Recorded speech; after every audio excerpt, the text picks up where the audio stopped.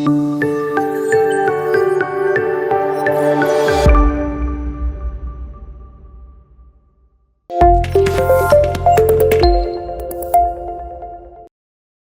and welcome to Bharata First. You're watching Big Picture with me, Frank Rausam Pereira.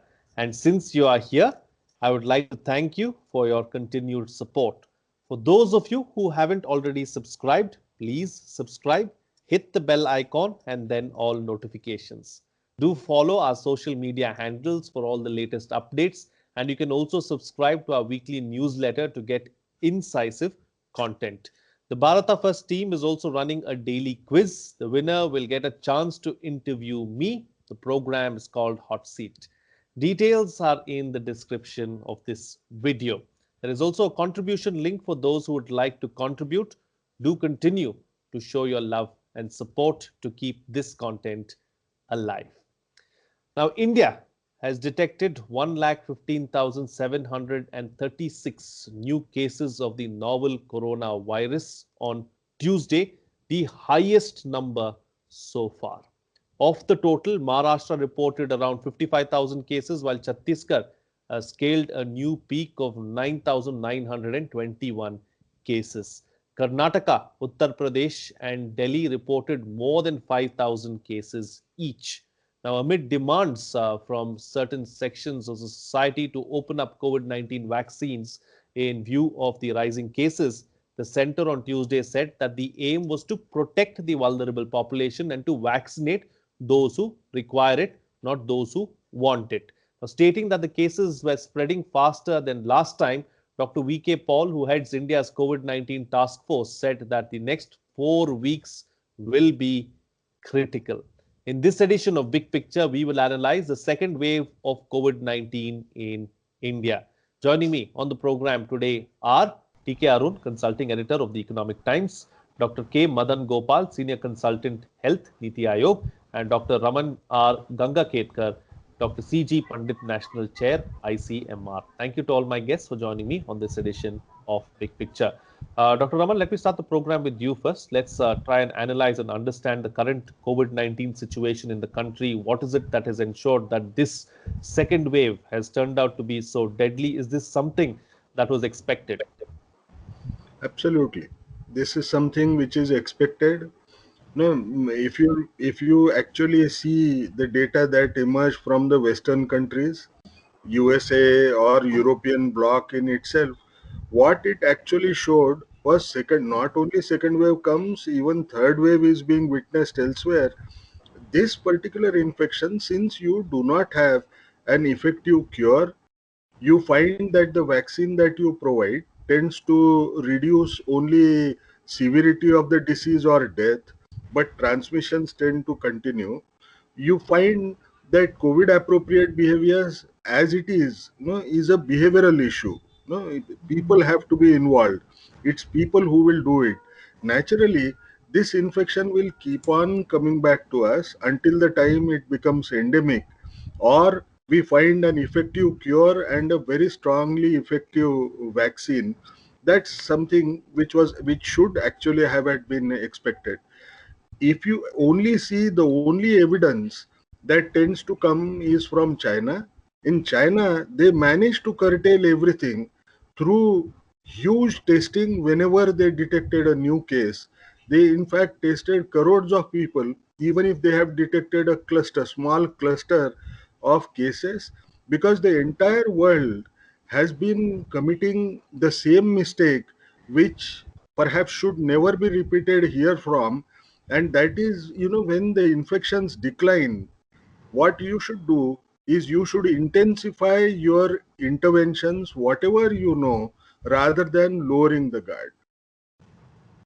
Right. So intensify the the efforts and do the best of what you have available, and that's the only way that we can fight it, is what you're suggesting. Let me sandwich the journalist in between the two doctors now and bring in TK Arun into the program. So TK Arun, as far as what you witnessed over the last 1 year, what is it that stands out for you? What is it that, where do you believe that we need improvement, and how would you say we have to approach this second wave?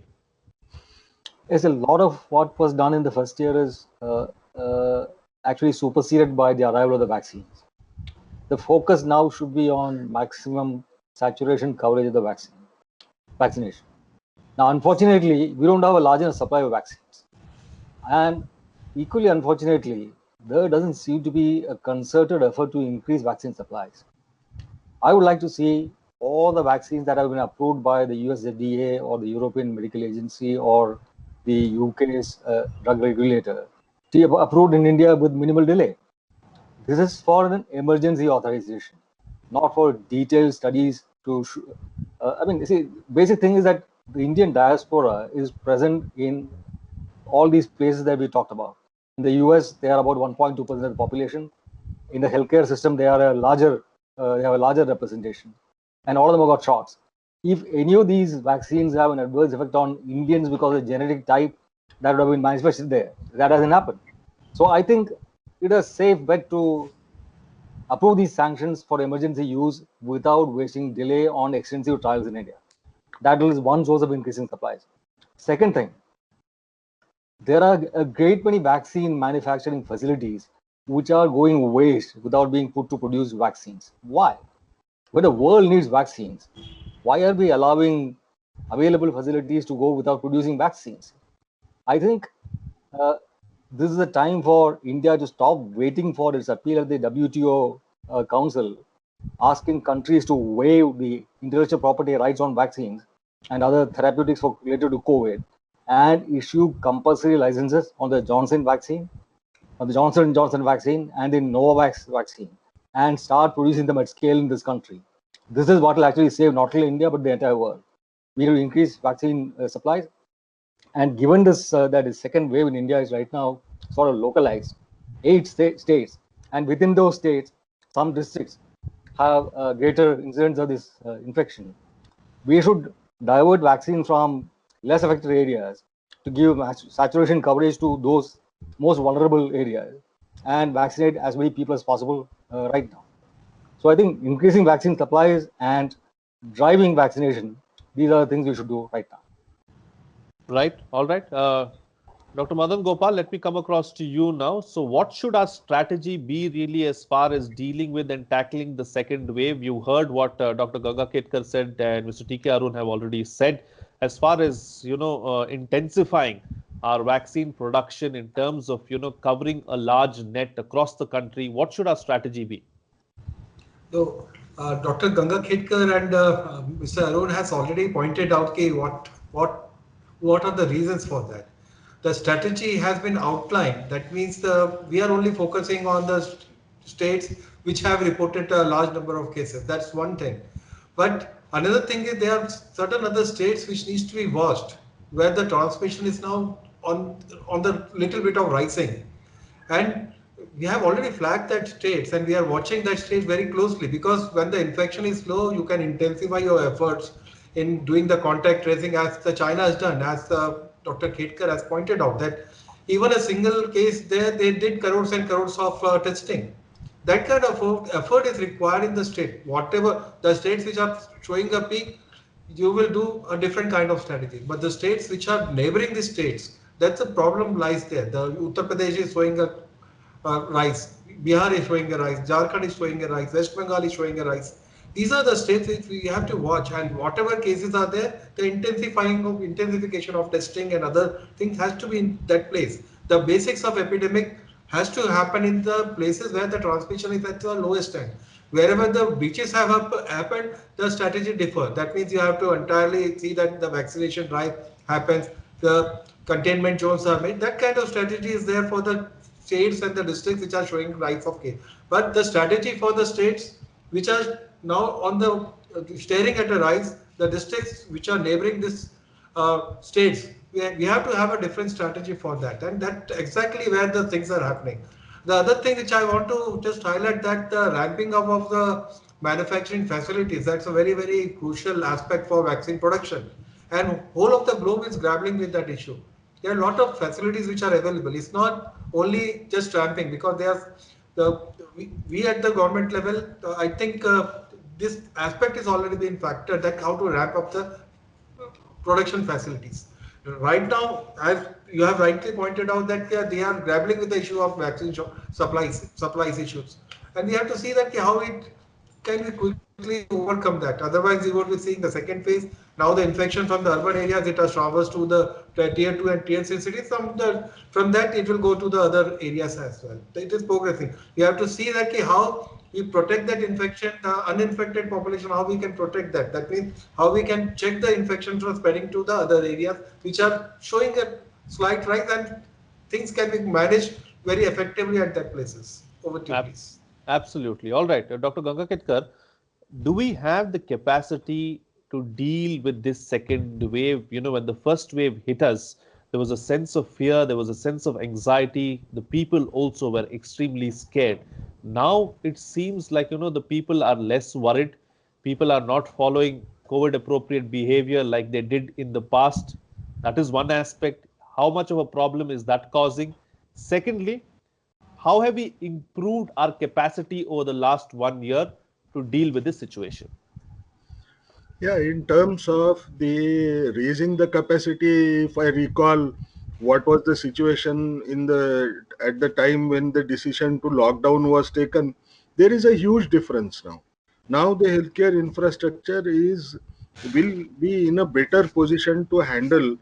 No, the time that we got after putting in the lockdown, a stronger lockdown, that was utilized so well that our capacities, whether it is with respect to the PPEs, whether it is with the diagnostic tests, whether it is with the laboratories testing access, whether it is increased beds of ICU, all those training, everything was done really well. So essentially, we don't have an issue. Now, though the healthcare infrastructure is still good at this point in time, one must also realize the implication of a second wave. In the first wave, the effort was to try and reduce the risk of spread of this infection, which was an imported infection from China or other countries. Now, since we could not adequately do it, we could not reach the complete decline and sustain it for a long period of time, we found that now the infection seeds are actually planted across in different states. Now what is going to happen? Now you can't use lockdown as a strategy. Essentially what you will have to do is go for calibrated lockdown. Now, when we think in terms of COVID appropriate behavior, also, there is one thing which we have to realize, that for COVID appropriate behavior, our narrative has to change. No, globally, we were recognized in the first wave as India has done a great job, no, which was also lauded within the country, which passed a wrong message to the population. The population started feeling COVID is gone. Now I don't need to adhere to the same. And that was, all of us tend to go by one's own experiential learnings. They also saw across in those last 2 months where they found that no new cases were occurring. So it was confirmed by each individual, and they started dropping that guard. Now what we will have to do is do another departure. One was in the beginning when we went for a lockdown. Lockdown is a harsher measure. No, one of the things that happens is we say you adhere to what I want you to. No, it's a prescriptive step or a restrictive step. But today, if you want to make a difference, you will have to bring the population together. You will have to bring the community mobilization in a strong way, because it is only community which is going to follow these COVID appropriate behavior. Only then the things will happen. With respect to what will happen in second wave, even if you have adequate healthcare infrastructure, you will find that it will start falling short, as we are seeing currently in Maharashtra. No, the reason is very simple. When the number of cases suddenly start shooting up in a short period of time, no matter what we have done earlier, the number of beds are going to fall short. We may have to tweak strategies to ensure that the most sickest will perhaps get admissions in the hospital. Today in Maharashtra, since now post retirement I live in Pune, in Maharashtra you do not have any district where you would people find that the people will say the bed availability is good. No, it has happened so rapidly, and that was mainly because of the drop of guard in COVID appropriate behavior. But there is one thing which is going, which needs to be changed. One thing which we have to understand, we are saying that people are irresponsible. The moment you put people into a kind of a witness box and accuse that person that you are not behaving well, the cooperation that you are going to get from the people is also going to become minimal. Now, what is essential for us is think of these human beings as equal, try to take them with you if you want a sustainable change to follow. Earlier people followed because of fear as one of the major factors. All of us know behavior change cannot be sustained on fear based messages. Behavior change can only happen if you promote that, take people together. Otherwise it's going to be an issue. To my mind, though we have adequate bed capacity, I would still believe that the way we are passing through, every state will pass, the us and them kind of a syndrome has to be stopped. No, and we have seen initially we used to say Kerala has more cases, then we added Maharashtra, then we added Punjab. But what it does, such a messaging does, is the other states start feeling, oh, I should not worry, the other states are suffering. No, why should I change? Why should I improve my COVID appropriate behavior? One major issue that I worry about is so far it's happening in states where healthcare infrastructure is better.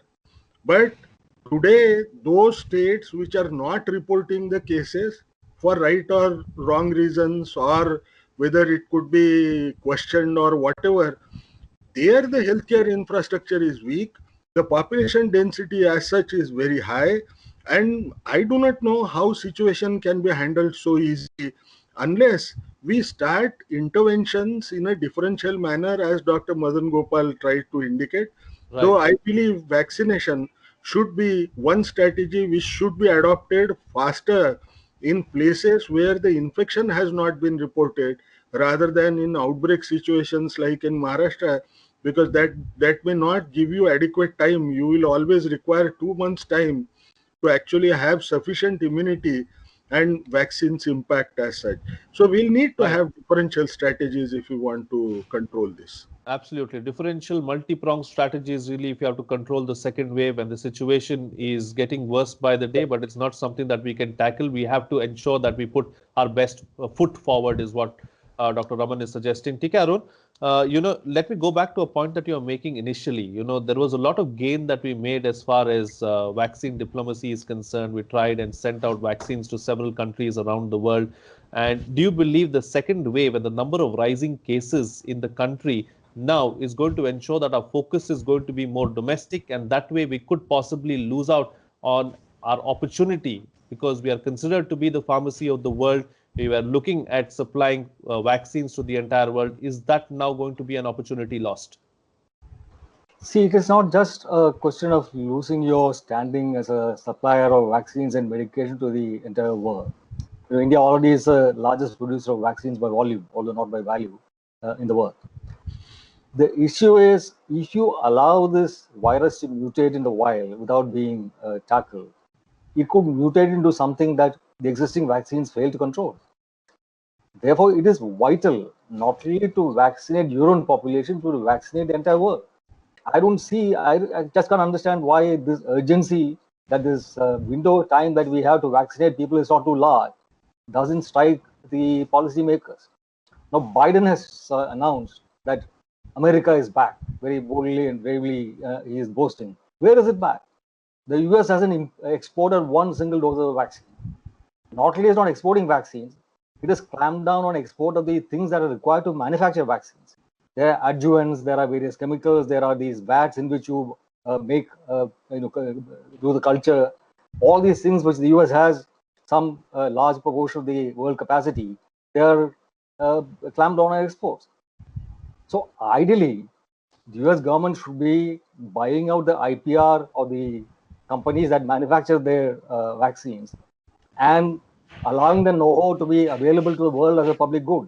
and encourage anybody who has the capacity to manufacture the vaccine by the billions.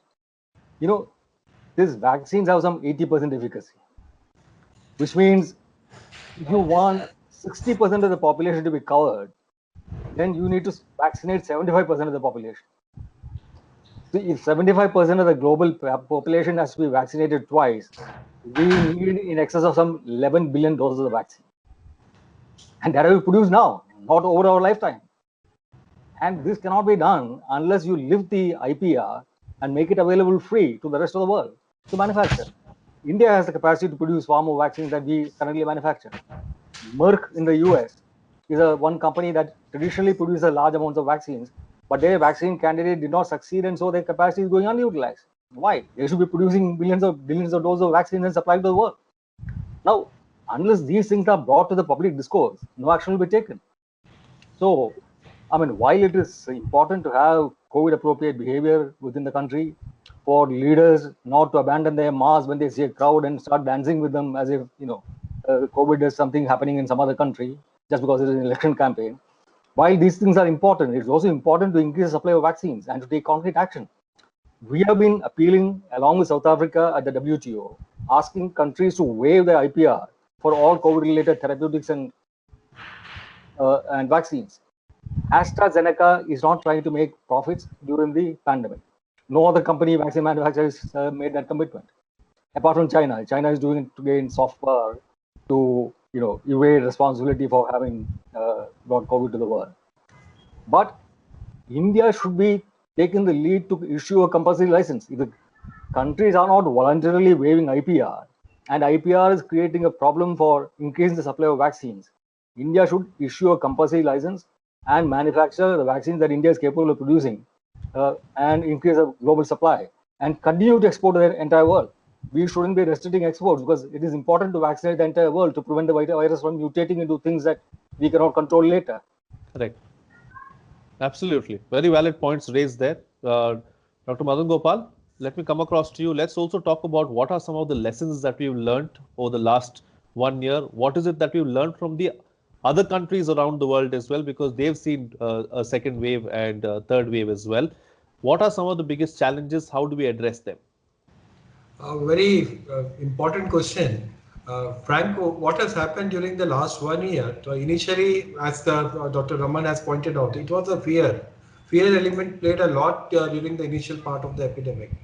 After the fear, people start coming forward and told them, yes, I am also COVID. Now you can go to the facility and take treatment. After that, after the peak has happened in September, and when the cases started coming down, that's a lesson which we have to understand. That means Maharashtra is having cases, Kerala is having cases, Delhi is having, Punjab is having. It can't come to my place. That's a similar kind of thing has happened, and now we are seeing the second wave. That means it will not happen to my place. It has happened elsewhere. That's the lesson which we have to understand and should not forget. Right now, things are only the 11, 12 states. Everybody is focusing on the 11, 12 states. Even in the Western countries also, after the first wave, they thought that it won't come in the second phase. If you look at that, the areas which were vulnerable during the first phase, they are now getting infected. That's why you are seeing the second phase. The similar kind of pattern is happening in this country as well. The areas which were not affected during the first phase, they are also affected, but it has now traversing to the far-flung areas. It has not reached to the rural parts, but it's a tier 2 and the tier 3. That's one thing which has happened.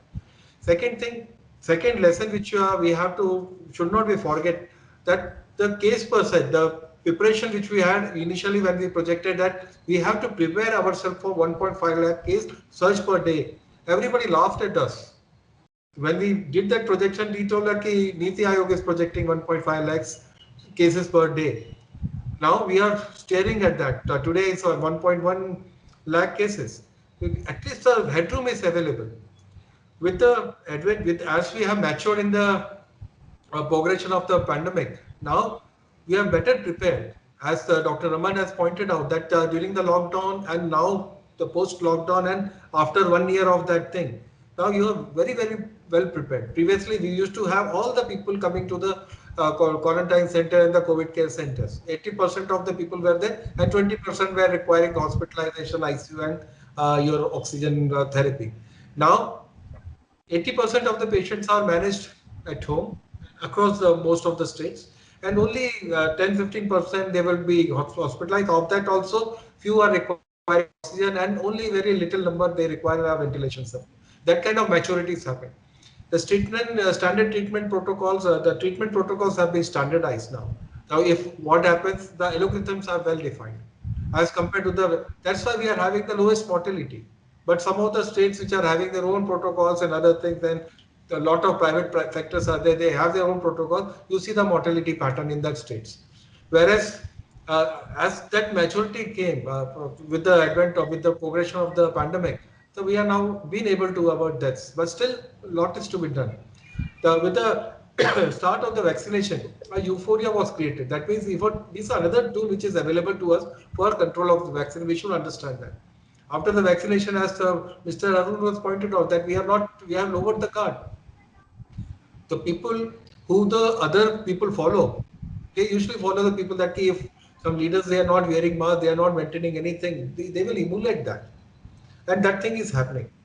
And when as the as the cases come down, we have to be more vigilant. If the Absolutely. moment the guard is lowered, when the cases are coming down, then the things will again flare up. Please. Sure, absolutely. Very valid points there made by you as well. Let's take the discussion forward now and get quick closing comments from all the panelists with the best way forward. Starting first with you, Dr. Raman, best way forward. Best way forward is we need to brainstorm on what should be the right kind of approaches to reduce the rate of spread of this particular second wave across, even if it is a high incidence state or low incidence state. How do I approach those issues? How do I optimize what I should provide to them in order to ensure that things will happen the right way? And I think what is most important, which is completely an issue, was during the lockdown. It was we nobody understood as to how to mobilize the community.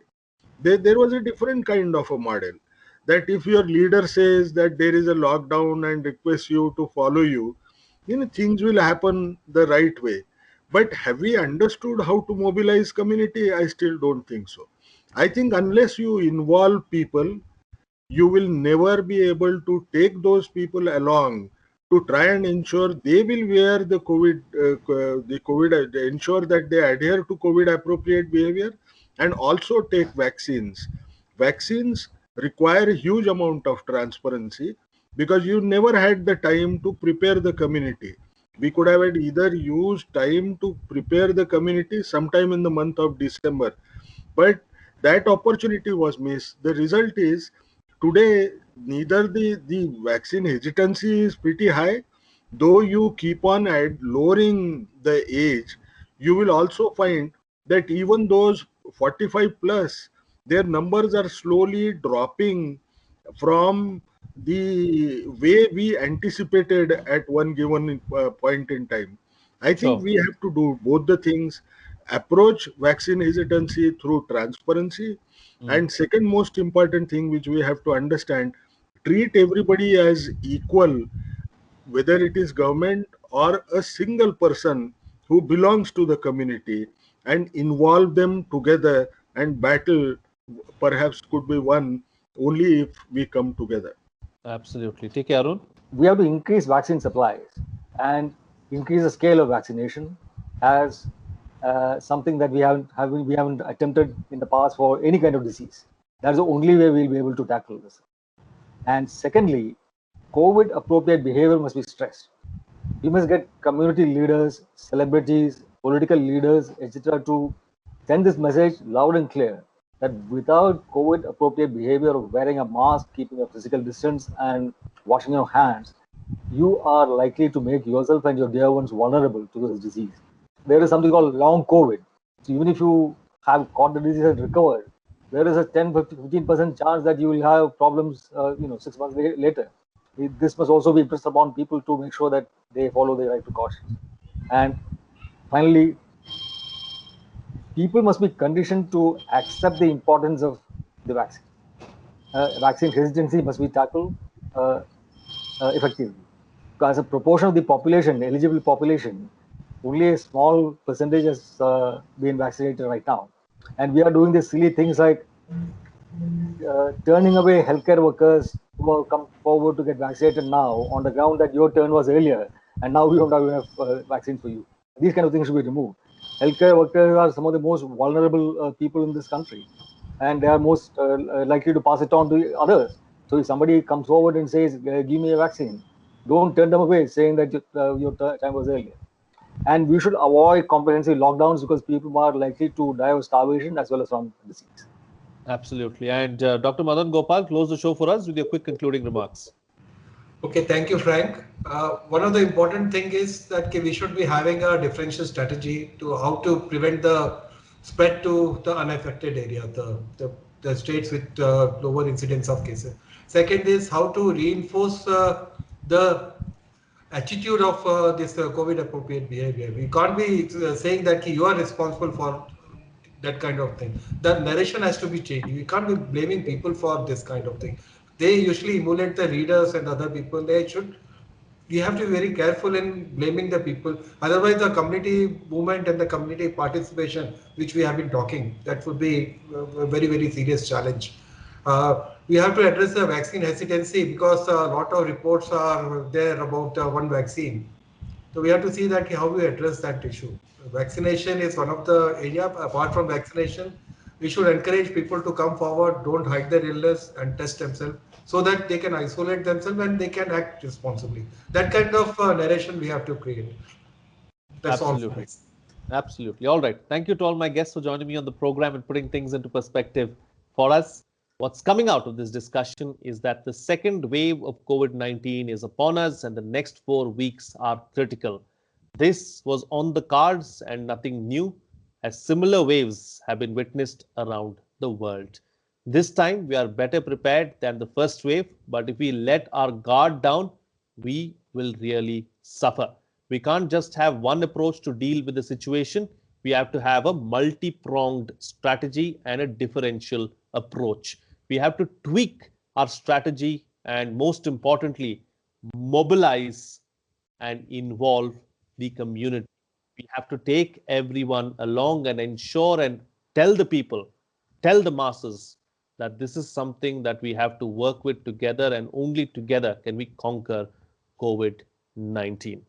Once again, thank you for your continued support. For those of you who haven't already subscribed, please subscribe and hit the bell icon and then all notifications. Do follow our social media handles for all the latest updates, and you can also subscribe to our weekly newsletter to get incisive content. The Bharata First team is also running a daily quiz. The winner will get a chance to interview me. The program is called Hot Seat. The details are in the description of this video. There is also a contribution link for those who would like to come forward and contribute to keep this content alive. With that, it's a wrap. See you again next time. Please spread the word.